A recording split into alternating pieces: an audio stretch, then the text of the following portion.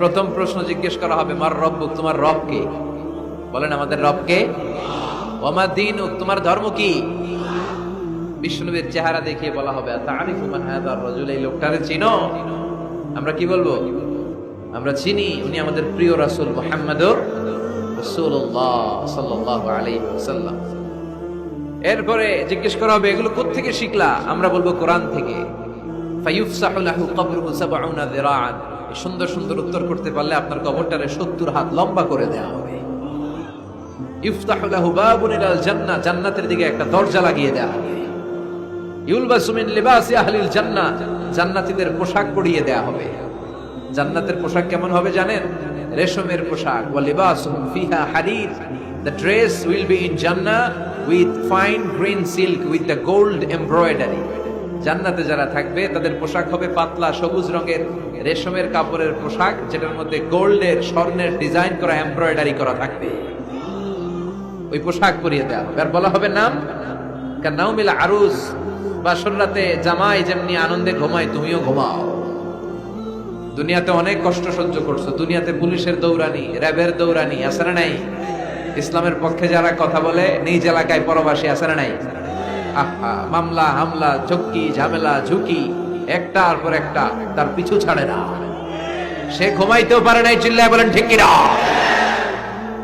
আনন্দের ঘুম আমরা সেদিন দেব ইনশাআল্লাহ, কবেন না? নাম কানাউমিল আরুস, বাসর রাতে বর যেমনি কনেকে নিয়ে ঘুমায় ঘুমাও। দুনিয়াতে ঘুমাইতে পারো নাই, দুনিয়াতে খালি দৌড়াইছো।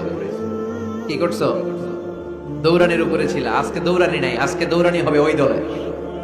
কথা কন, যারা ইসলামের পক্ষে ছিল না, আজীবন ইসলামের বাঁশ দিয়েছে, আজকে ওদেরকে বাঁশ দেওয়ার পালা। সেদিন হিসেব উল্টে যাবে। কথা বলেন। এবার ওদেরকে প্রশ্ন করা হবে, তুই ক আমার রব্বুক? কয় আমি জানি না। কি জানোস? কয় কিছুই জানি না। কি যে জানি না ওইটাও জানি না। দ্বিতীয় প্রশ্ন, ওয়ামা দীনুক, তোর ধর্মের নাম কি? কয় জানি না। ফেরেশতারা কয় আর প্রশ্ন বাকি একটা, তারপরে আমগো খেলা শুরু। ওমান হাযার রাজুল, do you know this person? দেখো তো এই লোকটার চিনা চিনা লাগে কিনা। কয় না, চিনি না, আমি কিচ্ছু জানি না, আমি কিচ্ছু মনে করতে পারছি না। খালি আমি মদ খাইতাম আর চিয়ার্স করতাম, এটা মনে আছে। আমি ইসলামের বিরুদ্ধে দৌড়াতাম, ইসলামের পক্ষের শক্তির উপর হামলা চালাতাম, এগুলো মনে আছে। কোরআনের বিরুদ্ধে ছিলাম, ইসলামের বিরুদ্ধে ছিলাম, বিশ্বনবীর বিরুদ্ধে ছিলাম। বিশ্বনবীর বিরুদ্ধে আমি বিষোদাগার করতাম, ইসলামের বিরুদ্ধে আমি জনপ্রচারণা চালাতাম। আজীবন আমার জীবনটারে আমি কাটিয়েছি ইসলামের বিপক্ষে।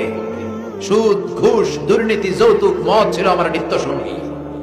আমি কিচ্ছু মনে করতে পারছি না, আমার ধর্ম নাই, আমার কিছুই মনে নাই। ফেরেশতারা বলবে, ঠিক আছে, এবার আমগো খেলা শুরু। ফায়ুতরাকু বিমাতারিকা মিন হাদিদ, লোহার হাতুড়ি দিয়ে এবার ওর পিটানো শুরু হবে।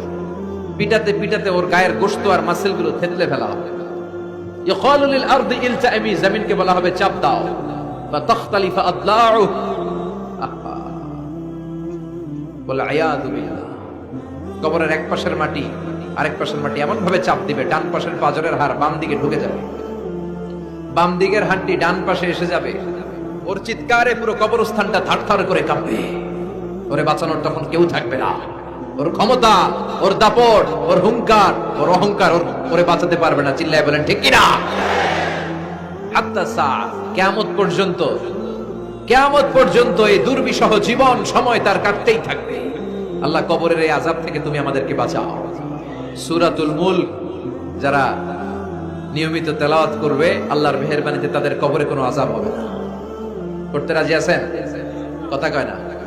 করতে রাজি আছেন সবাই? বিষ্ণুই বললেন, এখানেই শেষ নয়, আরো আছে।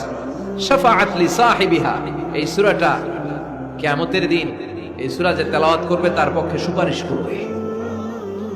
কোরআন যদি আপনার বিপক্ষে আল্লাহর কাছে নালিশ করে, আপনার বাঁচার কোনো উপায় আছে? আপনার পিসাব আপনারে বাঁচাইতে পারবে? তাহলে আপনার দলের নেতা, কথা কন, কেউ বাঁচাইতে পারবে আপনারে? কোরআন যেমনি আপনার বিরুদ্ধে দাঁড়ালে আপনারে বাঁচাতে পারবে না, কোরআন তেমনি আপনার পক্ষে দাঁড়ালে আল্লাহ আপনারে ফেলে দিতে পারবে না। কোরআন আপনার পক্ষে থাকলে আল্লাহ আপনাকে দয়া করবেনই। বিশ্বনবী বলেছেন, ইকরাউল কুরআন ফাইন্নাহু ইয়াতি ইয়াউমাল কিয়ামাতি শাফিআন লিআসহাবি। কোরআন তেলাওয়াত করো, কেননা কোরআনের তেলাওয়াত এটা কিয়ামতের দিন তোমার জন্য সুপারিশ হয়ে দাঁড়াবে।